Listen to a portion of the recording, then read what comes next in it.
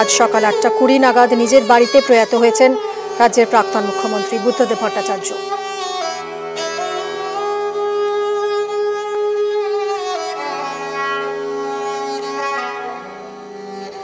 কিছুক্ষণ আগেই সিপিআইএম রাজ্য সম্পাদক মোহাম্মদ সেলিম তিনি জানিয়েছেন কাল বিকেল 4টায় শেষ যাত্রা হবে দেহ নিয়ে। আলিমুদ্দিন স্ট্রিট থেকে হবে শেষ যাত্রা।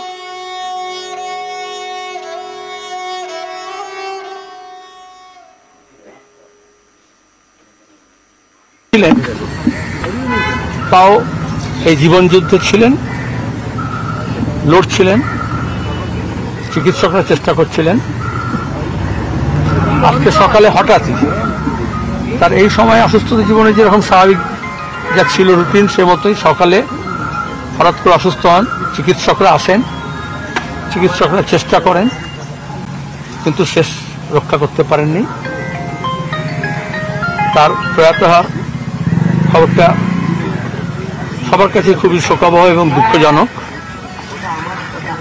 এখন তার অনেক গুণগ্রাহী মানুষ আছেন, আমাদের সমর্থক কর্মী দরদি আছেন, রাজ্যবাসী এবং রাজ্যের বাইরে অনেকে আছেন। তারা যাতে শেষ শ্রদ্ধা জানাতে পারেন জন্য আজকে আমরা তার দেহ সংরক্ষণ করব।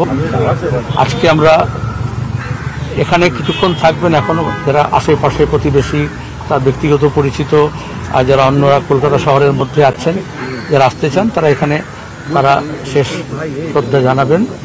এবং তারপরে আমরা আজকে বিকেল দুপুর 12:30টার সময় এখান থেকে নিয়ে গিয়ে সেটা সংরক্ষণ করা হবে। আগামীকাল সকালে 10:30 তারা যাতে আসতে পারেন ওভারনাইট। কালকে সারাদিন ওখানে মরদেহ থাকবে। তারপরে কতগুলো প্যারাফ্যান্ডালিয়া আছে সেগুলো আমরা ওয়ার্কআউট করছি। কালকে বিকেলে 4টে নাগাদ শেষ যাত্রা হবে প্রয়াত কমরেড বুদ্ধদেব ভট্টাচার্যের মরদেহ নিয়ে। ওনার দেহ দান করা ছিল, আমরা যোগাযোগ করছি।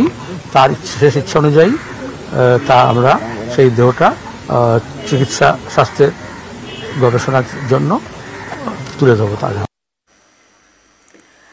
সরাসরি পাম অ্যাভিনিউতে চলে যাব বুদ্ধদেব ভট্টাচার্যের বাড়ি, যেখানে থাকতেই পছন্দ করতেন এবং এখানেই শেষ নিঃশ্বাস ত্যাগ করেছেন। আজ সকাল 8:20 নাগাদ প্রয়াত হয়েছেন।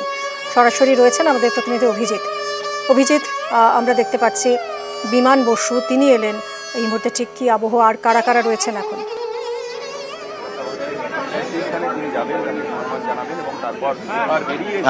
কিছুক্ষণ আগেই এখানে মোহাম্মদ সেলিম এসেছিলেন এবং এই মুহূর্তে সূর্যকান্ত মিশ্র দেখতে পাচ্ছি।